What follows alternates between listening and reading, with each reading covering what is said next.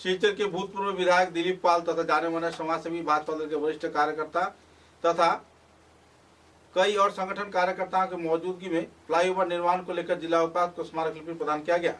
जाने माने व्यक्तित्व भोला यादव की उपस्थिति में कई हस्तियों ने इस दिन जिला उपायुक्त के साथ मुलाकात कर अपनी स्मारक लिपि प्रदान किया और जल्द से जल्द फ्लाईओवर के निर्माण कार्य संपन्न किए जाने के लिए जिला प्रशासन को अहम कदम उठाने के लिए भी अपील की।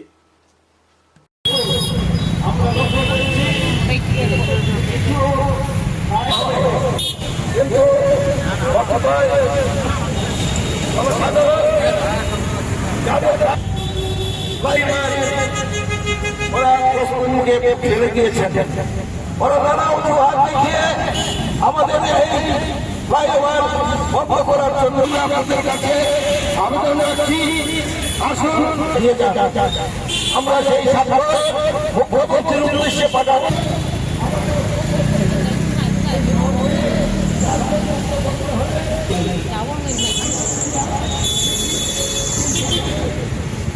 আপনাদের এখানে আমরা এখানে We want! We want! We want! We want! We want! We want! We want! We want! We want! We want! We want! We want!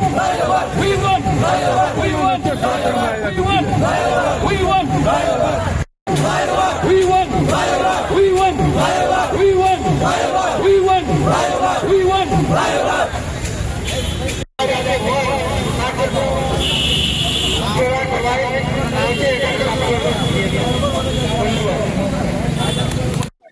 আজকে আমার সংস্থা বিভিন্ন সংস্থা আছে আমার Cachar district light motor vehicle rescue ওনার অ্যাসোসিয়েশন তথা আমাদের আসাম প্রদেশ ইউয়া ইয়াদব মহাসড়ক থেকে আমি আমার সবাইকে নিয়ে এসেছি।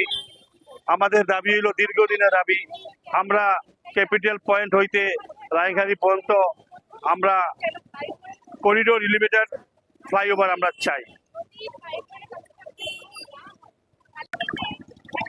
যেভাবে শিলচর শহরে ট্রাফিক সমস্যা আজকে বিগত 15 বছর থেকে আমরা ভুগছি, এই পরিপ্রেক্ষিতে আজকে আমি শিলচরের জনসাধারণের সমর্থনে আজকে আমি করিডোর এলিভেটর ফ্লাইওভার আমরা আজকে দেশের মাধ্যমে মুখ্যমন্ত্রীকে একটি মেমোরেন্ডাম দাখিল করব। আমার সংস্থা থেকে আমি আমার Cachar district light motor vehicle rescue owner তথা আমাদের আসাম প্রদেশ ইউয়া ইয়াদব মহাসড়ক থেকে আজকে আমি আমার মেমোরেন্ডাম আমাকে দাখিল করব। সবাইকে নিয়ে একসাথে আমরা ঐক্য হয়ে আমরা শিলচর সমষ্টির যত সম্মানিত জনসাধারণকে আহ্বান করতে চাই যে আমরা হাতে হাত মিলিয়ে আমরা আগামীতে এই ফ্লাইওভার জন্য আমরা দরকার পড়লে বড় আন্দোলন করে তুলব, অনশন ধর্মঘট করব। দেশ স্বাধীন হয়েছে সংগ্রাম করে, আর আমরা এই সংগ্রামী আজকে এই ফ্লাইওভার আমরা চাই। এটা আমার দাবি, আমার সবার এই দাবিটা আমরা আগামী দিনে পূরণ করতে চাই।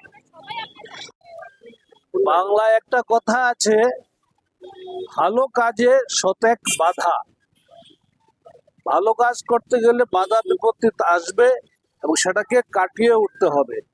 এটা নতুন কিছু বিষয় নয়। আজকে ফ্লাইওভার নিয়ে আমাদের দুর্ভাগ্য যে এটি ভালো কাজের জন্য রাস্তায় নামতে হয়েছে ফ্লাইওভার বাস্তবায়ন কমিটির কর্মকর্তাদের বা নাগরিকদের। ফ্লাইওভারের স্বপ্ন আমরা প্রথম দেখিয়েছিলাম ভারতীয় জনতা পার্টি 2015 পৌরসভা নির্বাচনের সময় ঘোষণাপত্রে। তখন আমাদের কংগ্রেসের বন্ধুরা বলেছিলেন 2015-তে যে এটা নাকি প্রেস মিট করে বলেছিলেন এটা রাবণের সিঁড়ি, স্বর্গের সিঁড়ির স্বপ্ন তারা বলেছিলেন, ব্যঙ্গ করেছিলেন। আর বন্ধুগণ আজকে লক্ষ্য করবেন তারা তখন এক কথা বাধা দিয়েছিলেন, আর আজকে লক্ষ্য করবেন যারা বিরোধিতা করছেন, যারা আমাদের বন্ধুরা যারা বিরোধিতা করছেন তাদের মধ্যে কিন্তু সেই কংগ্রেস দলের কয়েকজন জেলা স্তরের পদাধিকারী আছেন কিনা। তো আপনার কানেকশনটা দেখুন, তারা উন্নয়ন চায় না। আর শুধু তাই নয়, সঙ্গে তাদের অভিন্ন হৃদয় বন্ধু বামপন্থী কয়েকজন নেতাও আছেন। বামপন্থী কয়েকজন নেতা আছেন, তো পরিষ্কার হয়ে গেছে তারা কি চান। মাননীয় মুখ্যমন্ত্রী গত 3 বছর থেকে বলে আসছেন ফ্লাইওভার হবে শিলচরে, ভারত পরিকল্পনা চলছে এবং তিনি প্রস্তুতি নিচ্ছেন আমাদের, এবং তিনি এসেছিলেন গত 7 দিন আগে 8 দিন আগে, যারা শিলান্যাস করবেন। কিন্তু আমরা নিজের পায়ে নিজে কুড়ুল মারছি।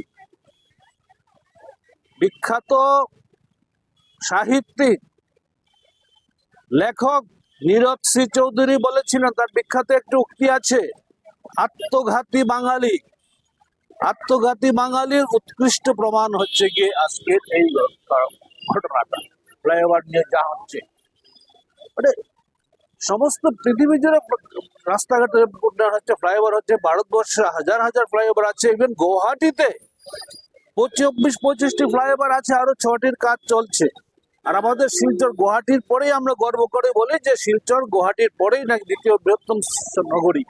আর এখানে একটি মাত্র ফ্লাইওভার হতে গিয়ে আজকে এই অবস্থা।